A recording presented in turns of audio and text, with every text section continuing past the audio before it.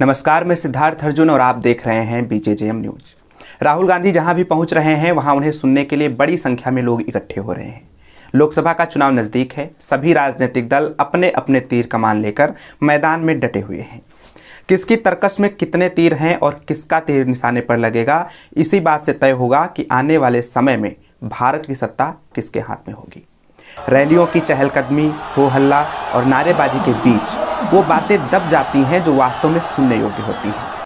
इसलिए थोड़ा इत्मीनान से इस वीडियो में समझिए कि राहुल गांधी किन मुद्दों को चुनावी मुद्दा बनाना चाह रहे हैं। आरएसएस के लोग एक दूसरे धर्म से लड़ाते हैं, एक जात को दूसरी जात से लड़ाते हैं, एक भाषा को दूसरे प्रदेश से लड़ाते, दूसरे भाषा से लड़ाते, दूसरे प्रदेश।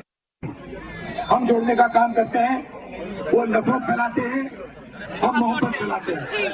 राहुल गांधी भाजपा और आरएसएस को लेकर काफी आक्रामक दिख रहे हैं। राहुल गांधी का कहना है कि भाजपा और आरएसएस नफरत फैलाते हैं और लड़वाते हैं। राहुल गांधी का दावा है कि वह जोड़ने का काम करते हैं और मोहब्बत फैलाते हैं।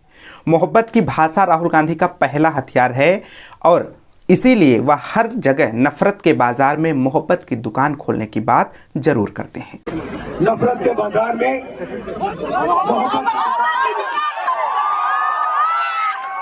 नफरत कौन फैला रहा है और नफरत कौन करता है, इससे गहरा सवाल यह है कि क्या यह मोहब्बत की दुकान चुनावी मैदान में टिक पाएगी या यात्रा खत्म होते ही मोहब्बत की दुकान का शटर भी बंद हो जाएगा।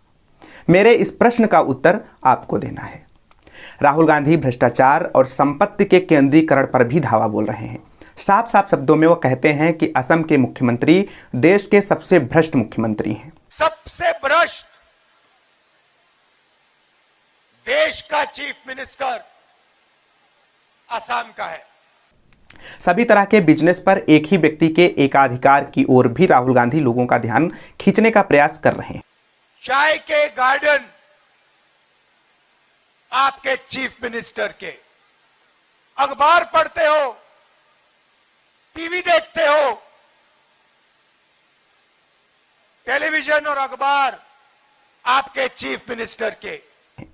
वर्ष 2014 में जब भाजपा सत्ता में आई, उस समय भाजपा के प्रमुख मुद्दों में भ्रष्टाचार का मुद्दा भी शामिल था। देखने की बात यह है कि क्या वर्ष 2024 का चुनाव भ्रष्टाचार के मुद्दे पर लड़ा जा सकेगा, क्योंकि एक तरफ राहुल गांधी की मोहब्बत की नई नई दुकान और भ्रष्टाचार का मुद्दा है, तो दूसरी तरफ भाजपा की तरकस में हिंदुत्व और राम मंदिर जैसे अमोघ हथियार। मुकाबला तो दिलचस्प होगा। अपने भाषण में राहुल गांधी स्थानीय प्रतीकों और भाषाओं की बात कर रहे हैं।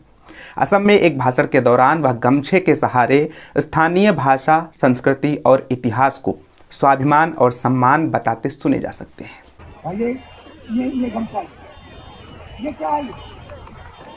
ये गमछा नहीं है, ये असम का चिन्ह है, ये असम की हिस्ट्री का चिन्ह है, ये असमी भाषा का रक्षक है, ये आपका स्वाभिमान है। तो क्या ये समझा जाए कि राहुल गांधी भाषा और संस्कृति को भी अपने चुनावी समर का हथियार बनाएंगे?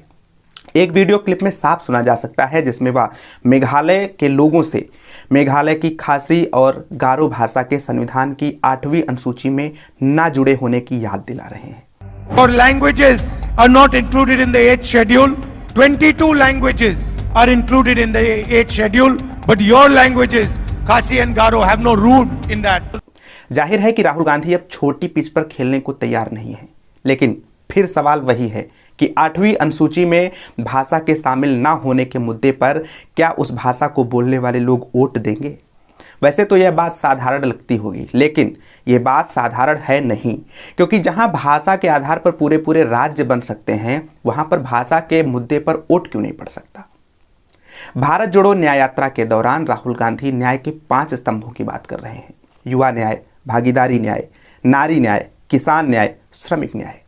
न्याय का अर्थ होता है जो चीज जहां पर होनी चाहिए उसका वहां पर होना। तो जब बात युवा न्याय की हो तो इसका सीधा सा आशय होता है कि ठहर कर सोचिए कि क्या नौजवान को जहां पर होना चाहिए वो वहां पर है।